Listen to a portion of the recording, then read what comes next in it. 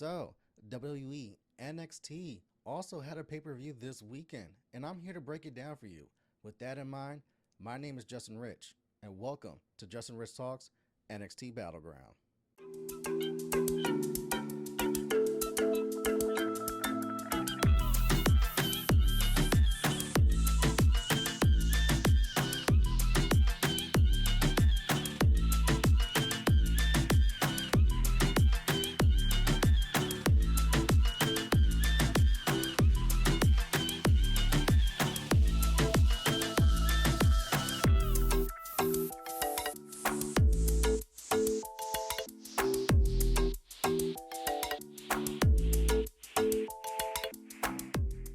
Hey guys, welcome back to the channel. So, we are here to break down NXT Battleground. That's right, we had another pay-per-view that took place this weekend, this time in Lowell, Massachusetts. And NXT, this is what, the third pay-per-view that they've been outside since the beginning of the year, where around February for Valentine's Day, they were like, you know what, we're about to go back outside. We missed those vibes, we missed that energy of the old school NXT takeovers of yesteryear, of the black and gold NXT, where eventually they went outside and they stayed outside for a long time. And those takeovers, when you think NXT weekend, you think like Takeover Brooklyn, the first time that NXT went from Full Sail University to actually going outside for a pay-per-view. You think Takeover New Orleans, which is one of the greatest takeovers of all time. You think Takeover Philadelphia, that had one of the greatest main events of all time with Johnny Gargano and Andrade Cien Almas. You think Takeover New York, where you had Gargano and Adam Cole 2 out of 3 falls match. That third falls literally tore the house down in Barclays. And so many memories of NXT takeovers. And we know this is the rebrand, and NXT has gone through many rebrands these last couple years or whatnot. But this year they decided to go back outside, and they haven't missed so far. They're 2 for 2. And then they go into this weekend for NXT Battleground. Yeah, it was kind of weird seeing like, wait, you're calling this Battleground? I'm used to it being on WWE, especially where, for me, I vividly remember the last Battleground because that was in 2016, and that was here in the DMV area in actually DC, and that's the last time we got a pay-per-view here in DC was Battleground, where you had Bayley making her unofficial debut. You had Sami Zayn and Kevin Owens tearing the house down and having a match of the year contender. You had the Shield triple threat for the WWE Championship in your main event. So to have Battleground be an NXT thing's a little weird, but at the same time, like, kind of cool. Because it's like, yo, this is on y'all now. You guys do something with it. And since you guys are back outside, and you're going to Lowell, Massachusetts, which is right outside the Boston area. And those Boston crowds can be very lit and very cool to go to. I've been to one myself in 2015 for TLC in the TD Garden, where you had Roman Reigns and Sheamus facing off in a TLC match for the WWE title. So I know how those Boston crowds get down, and Lowell's just right outside Boston. So, and then you have your main event where Melo is from that area. So you know that crowd's gonna be 100% lit. So let's get into it.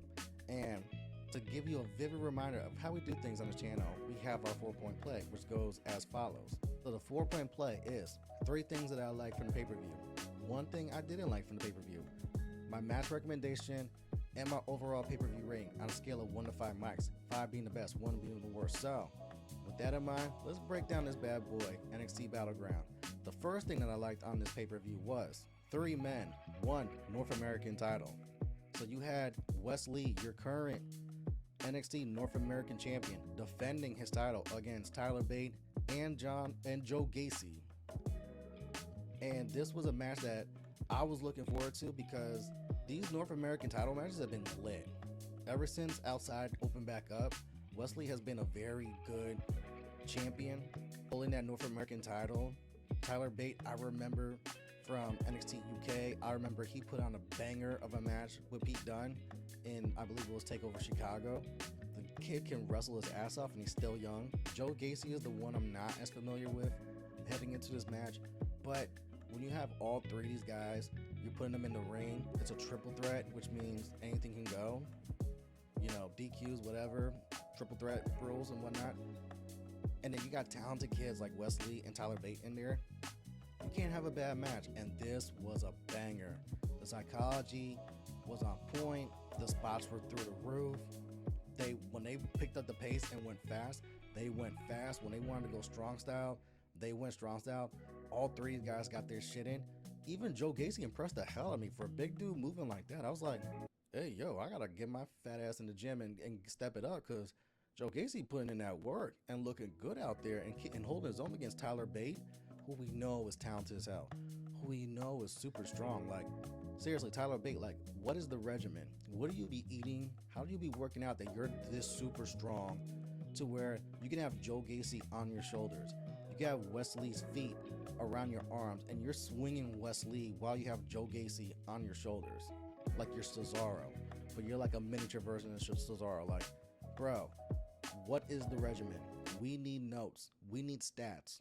Like, what the fuck? And then Wesley, like I said, the kid has been a great champion.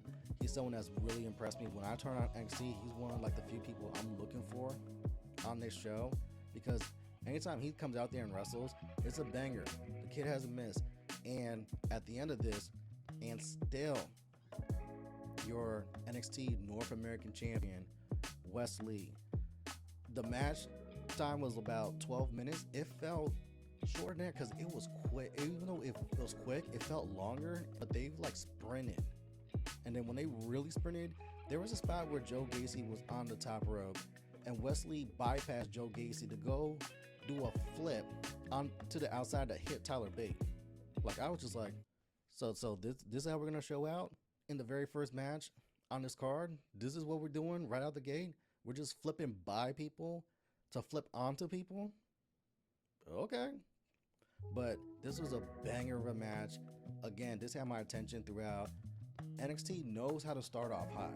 They usually, like, that first match out the gate usually doesn't miss. I can't remember the last takeover or premium live event where they've missed on the first match.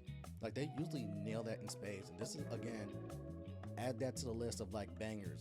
Add that to like Ricochet and Aleister Black versus the Viking Raiders. Add that to all the other bangers of like opening matches.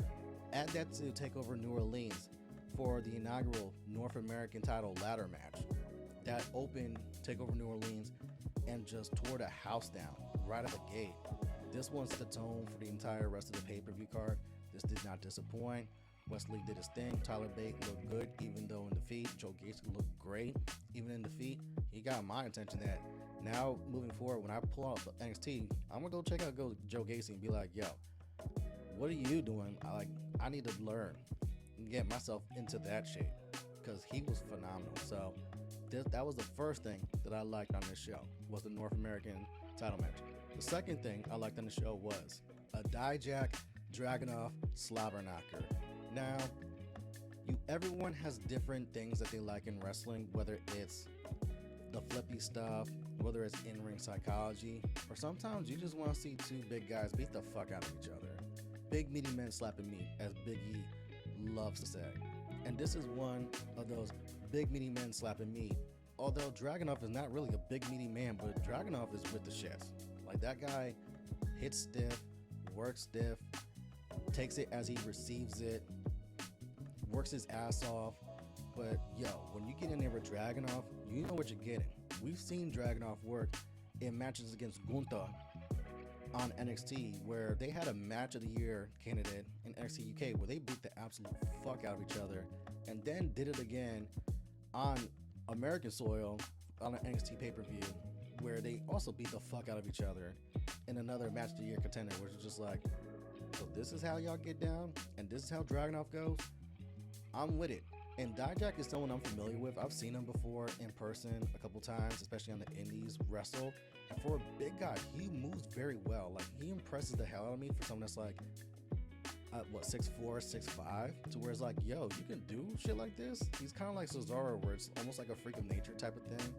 Even though Cesaro and Dijak have different builds, Cesaro, I think, is a little bit more stronger and more like freakish athletic than Dijak. But Dijak's like extremely impressive for a big guy. So once I saw this was on the card, I was like, all right, turn off the phone, put it away, give me my bottle of water, let me go get my popcorn, let me sit down and pay attention, because I know this is about to be brutal. And because this was a last man standing match, I knew they were going to beat the absolute shit out of each other. And Dijak set the tone during his entrance when he comes out, goes over to his wife and kids and be like, yo, get them out of here. They don't need to see what I'm about to do to Dragunov. Oh, so you're coming to the ring with that type of energy, Dijak? And I love the way Dijak looks and presents. He looks like Cobretti. Like, if you've ever seen the movie Cobra with Sly Stallone and Bridget Nielsen, you know what I'm talking about with Marion Cobretti and Cobra. Dijak looks like Cobra's stunt double if Cobra was like 6'5" instead of like 5'8". Like, he looks incredible in this look. And Dragunov came out. He got the eye contacts that are red that showed you like he was not fucking around. He's like, yo, I get to kill someone and get paid to do it. I'm with it. Can we ring the bell? Can we ring the bell? And then the bell rang. And when I tell you, big mini men slapping me, they use tables, they use chairs, they use the outside steps, they use all type of weaponry.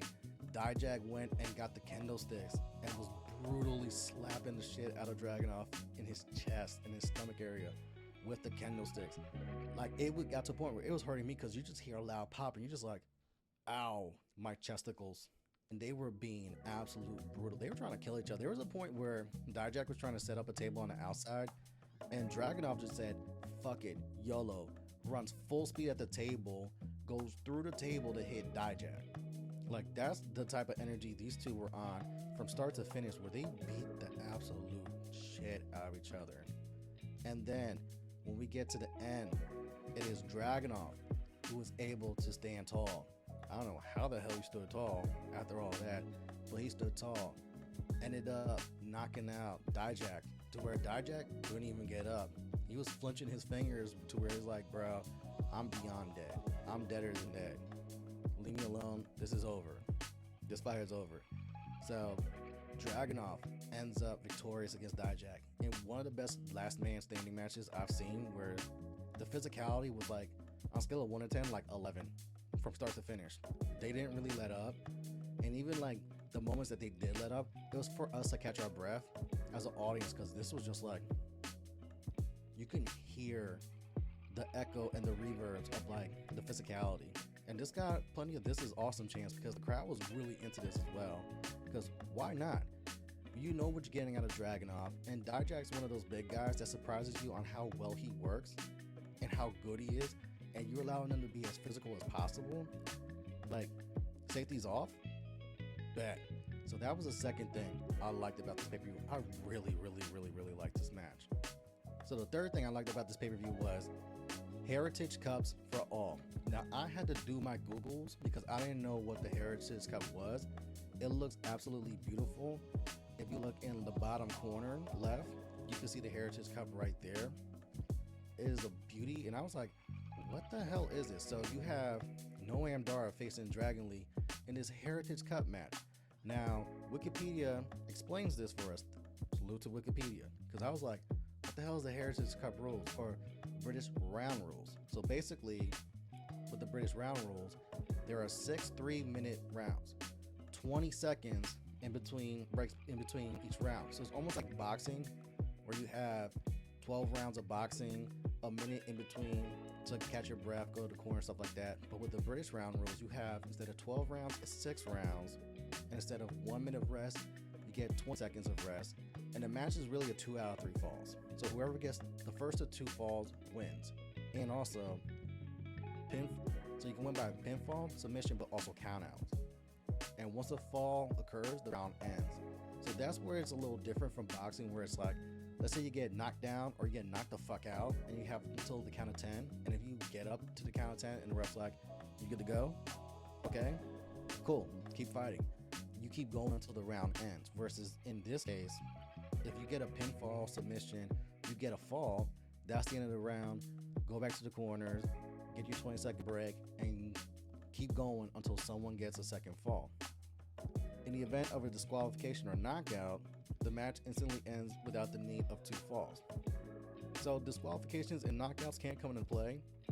Then if all 6 rounds are completed, whoever's ahead on the falls ends up winning the match. So this is one of those matches where it's like, there's a lot of different rules and stuff like that. Like, I had to keep Wikipedia up, like I'm doing right now. Like, I had to keep Wikipedia up to follow this match, but it's something that I haven't really seen in wrestling before. This is my first time watching a wrestling match with British round rules, and this was actually really cool to watch. And then you're putting guys like Noam and Dragon Lee in there, And these are two guys that can work. I'm familiar with Dragon Lee's work through New Japan Pro Wrestling, from watching him work the juniors and watching him and Hiromu Takahashi try to literally murder each other every chance they come across each other. And Dragon Lee working Best of the Super Juniors tournament, working Wrestle Kingdom, working Dominion, working numerous New Japan, and then also in other promotions and stuff like that. So I'm very familiar with Dragon Lee, and I'm happy he's on American soil wrestling for our enjoyment. Noam Dar, obviously, if you watch WWE, you know who Noam Dar is. He's the one, Alicia Fox. Like, that's always going to be stuck in my head when I see Noam Dar and whatnot. But the dude can actually work his ass off and wrestle. So this was like, we're getting two great wrestlers. We're getting a stipulation match, something different, get this beautiful cup, this new match format, and it wasn't as difficult to follow when you actually watch it, especially where the NXT did a great job putting the countdown on there, just like you would boxing, where it's like 3 minutes, you have the clock ticking down, you have the one bell to signify round ends, round begins, versus the ring the bell 3 times to show the match starts and the match ends. That was the only thing that was a little confusing, but I picked it up. And once I picked it up, these guys worked their ass off. It was methodical, it was technical, it was perfectly paced. Dragon Lee tried to speed things up and use his athleticism to get the best of Noam Dar. Noam Dar tried to use his psyche and his in-ring generalship to like outmaneuver and outsmart Dragon Lee. And there were times where Dragon Lee took some bumps where I was just like, what are you doing? Like, there was one where he jumped over the top rope to do like a hurricane rana to Noam Dar to throw him outside off the ramp into the floor. And the first time he was successful and did it, and it looked really cool. The second time, Noam Dar adjusted, got him, and basically powerbombed him to the floor from the top rope. But Dragon Lee was this close to hitting his neck and the back of his head on the apron on the way down, where that man was looking at certain death, and he's about to go visit. He's about to go hang with Jesus up in heaven, because it was that close to being like, yo, that could have snapped your neck, that could have broke your head, that could have cracked your skull, and you were very close to hitting that. You're very fortunate, and also, why would you take that bump? Where you go over the top rope, Noam catches you and basically power bombs you to the floor. Like, that's a quick fall, and not a lot of safe room to maneuver in case that goes bad. And that almost went really bad. But outside of that, like, so Noam gets the first fall, and then that's where, like, all right, ring the bell, go to your corners and adjust. And then this was cool where they had cornermen. So Noam's cornerman was already out there. Was it Oro Mensa was in his corner, versus Dragon Lee's guy Nathan Frazier didn't come out till later. Or I may have that the other way around, but like, it was cool to see the cornermen out there to be like, yo, get some water, yo, faint them off, yo, cool off and whatnot. So Dragon Lee ends up tying it up to go 1-1, and then eventually Noam Dar gets the best of Dragon Lee in the 5th round, able to get a 1-2-3, and still your NXT Heritage Cup champion, Noam Dar. So you see on the graphic, he's standing tall with the entire crew, which ended up coming out to his aid to make sure that Noam retained this beautiful, majestic cup, this Heritage Cup, which actually looks pretty cool. Like, I kind of want one of these. I don't know what I'm going to do with it, but it looks like kind of like the Stanley Cup and like the Larry O'Brien trophy, like had a baby and just gave it to like wrestlers and NXT, like, yo, this for you. This is your offspring. Like, it's a very intriguing cup to where it's like, I don't know where I put it in my house, but I'm down to keep it. So the Heritage Cup, that was the third thing that I liked on this card. Now, the one thing I didn't like on this show was, haha, you thought. I actually didn't find one thing I didn't like on this card. That's how good this show was. Instead, I found a 4th thing that I liked on the show. And the 4th thing that I liked on this card, and new NXT Women's Champion, Tiffany Stratton. And why I like this match was because, so we had a situation and a conundrum where unfortunately Indy Hartwell had to relinquish her title due to injury. Get well soon, Indy. Sending love, healing vibes, and prayers for your ankle. Hopefully you get 100% as quickly as possible. We see you back in the ring. Salute to you. So she had to vacate. So we had a tournament to crown the vacant NXT Women's title. This beautiful, prestigious title that's had so many legends hold his belts. You're talking about Asuka, the longest reigning champion in NXT Women's history. You're talking about Sasha Banks, one of the best to ever do it. You're talking about Charlotte Flair, another one of the greats to ever do it. You're talking about Bayley, you're talking about Paige. You're talking about so many talented women that's held that NXT Women's title. You have Mandy Rose, who went down to NXT, reinvented herself, became NXT Women's Champion, and did the best work of her career before she ended up leaving the company. So this title has lineage, and we had to crown a champion since Indy couldn't be there. So we have Tiffany Stratton, we have Lyra Valkyria in this title match. Now Tiffany Stratton, I'm familiar with. Lyra, this is kind of like, I'm not really familiar with you, but I'm going to learn through this match through you. Tiffany, I've seen on NXT TV enough times to where I know who you are. You're not Roxanne, you're not Indy, you're not someone I'm really, really familiar with. I'm like, yo, I'm banging for you and I'm rooting for you hard, but you got my attention, Tiffany. So I'm watching this match, and these women ended up delivering a great, great match to where it started slow, it started methodical. The crowd was behind Tiffany. Lyra was working underneath. She had a knee injury that Tiffany was taking advantage of and using to her benefit. But eventually, they were able to win the crowd over and get the crowd behind both women to where, like, yo, everyone was invested. The energy picked up. The intensity picked up.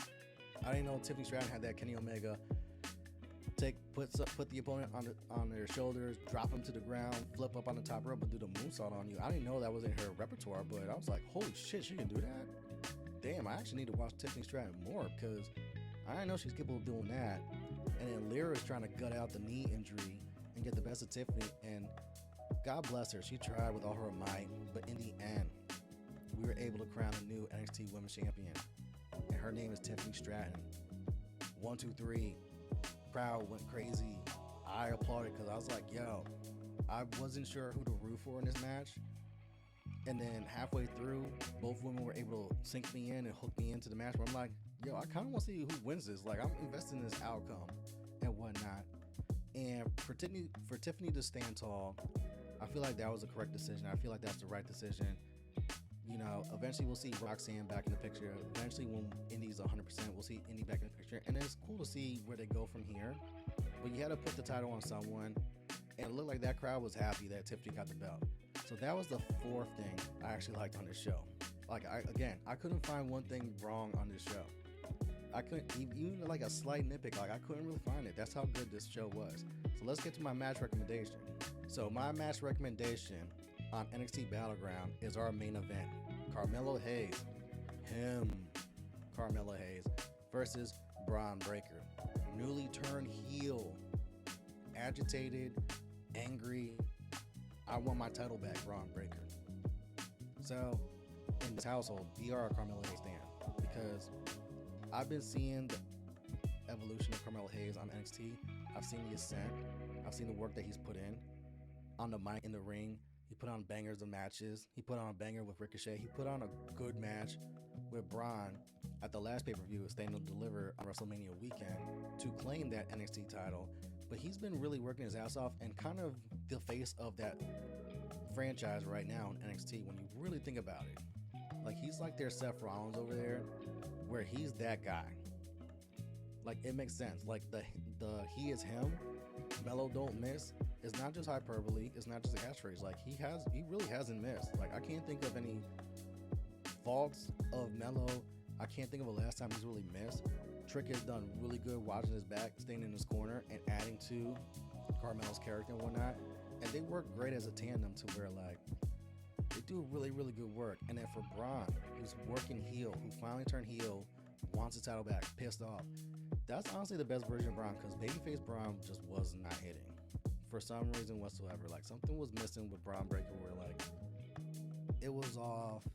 Something was just, like, not clicking and whatnot. But with him as a heel, it's like, this feels like a natural place for Bron, for his character, and just for him and his personality. Like, this feels more at home for him. So to watch this match, where obviously the crowd is into this. Not only is this your main event, not only is Melo the hometown guy, But Bron, this is a guy that, you know, won the title WrestleMania weekend in Dallas. This is a guy that lost the title this last pay-per-view, WrestleMania Los Angeles. This guy who's been in the main event picture in NXT for like a minute. And that crowd was letting him know, like, yo, you are not the fan favorite. We are Team Carmelo. We're a Team Trick. You are on an island of yourself, Bron Breakker. And this was a good, methodical, well-paced match. Bron using his strength, Carmelo trying to use his agility, Carmelo trying to get the best of Bron when he can. Bron is using his physicality to neutralize Carmelo's athleticness and just really like keep him grounded and whatnot. And it looked like there was times where Bron could win this title. Now, this match only went like 14 plus minutes, which I'm actually surprised because for a main event, you would think like this would probably go at least 20. Seeing that these are like your two signature guys, but for 14 minutes, they put a lot into that 14 minutes. There was a spot where Melo went for a springboard and Bron Breakker caught him in midair with a spear. And you could hear the pop where like he hits him and it's just like wham. And it's just like, ow, that hurt my ribs, that hurt my chest, that hurt everything. But salute to Bron for timing that perfectly, but also not destroying Carmelo with that. But in the end, when we say Melo don't miss, Melo don't miss. Melo was able to hit his finisher. 1, 2, 3, and still your NXT champion, Carmelo Hayes. Himothy continues. Bron Breakker, grand opening, grand closing. I don't know where you do from here. Maybe you go up to the main roster. Maybe you go after the North American title. Maybe you run this back one more time with the stipulation. I don't know. But guess what? Back of the line, buddy. Because this is Melo's time. This is Trick's time. And you just taking up time and space right now. And this is your second time facing Melo. And now you're 0-2 against Melo in the title picture. Back of the line, buddy. So I'm interested to see where Carmelo Hayes goes from here. Now that he's retained the NXT title. And it felt good to watch him win that in his hometown. Because you know how WWE does with their logic. Where sometimes, like, we're not going to let the hometown hero get a W in their home, at home, or even like on their birthday. I'm looking at you, Natty.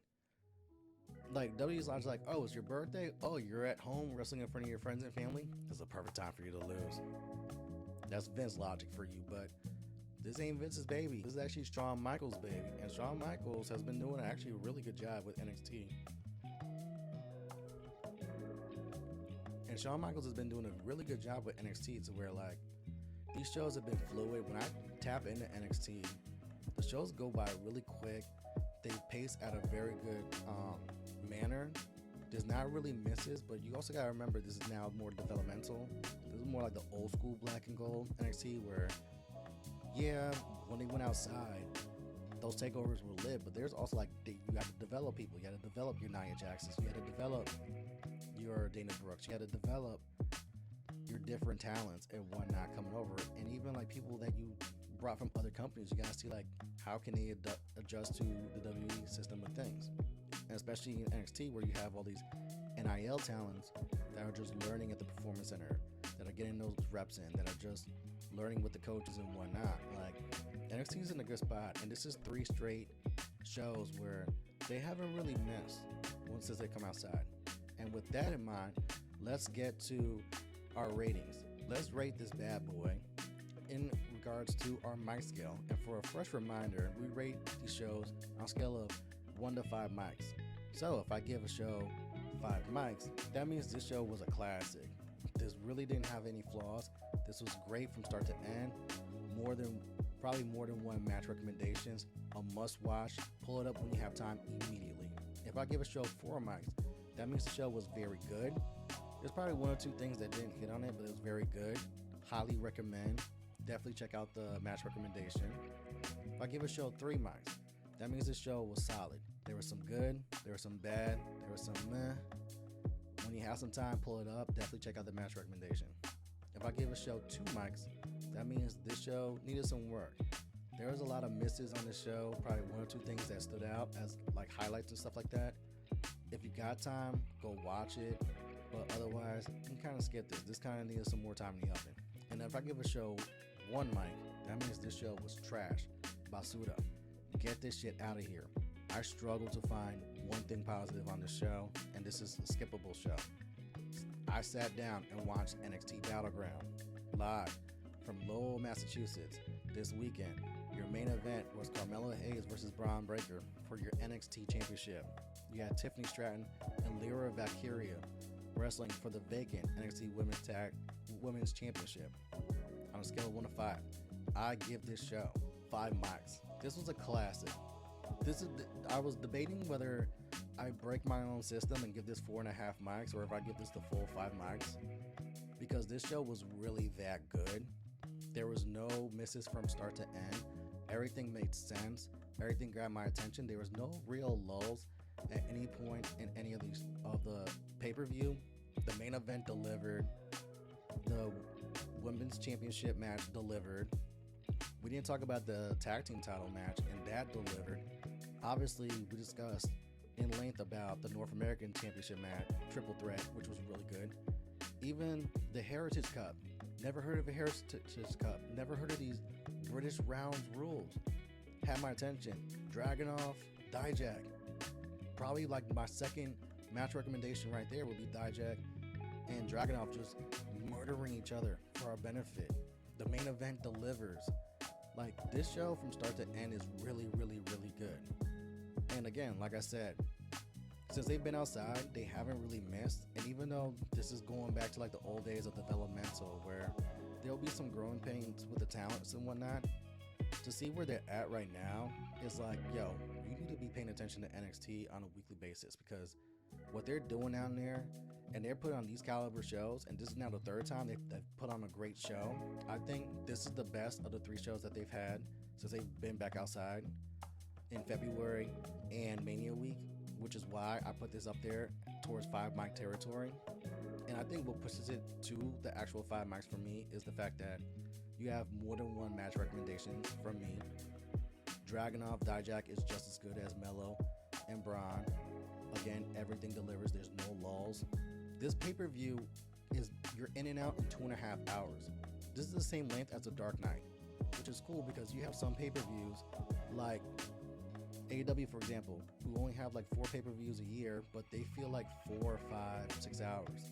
Or we have WWE main roster pay-per-views that we remember back in the days where WrestleMania would be like 7 to 7.5 hours. So to have a pay-per-view like this, or a premium live event in WWE's case, that's 2.5 hours, you're in, you're out, feels really good.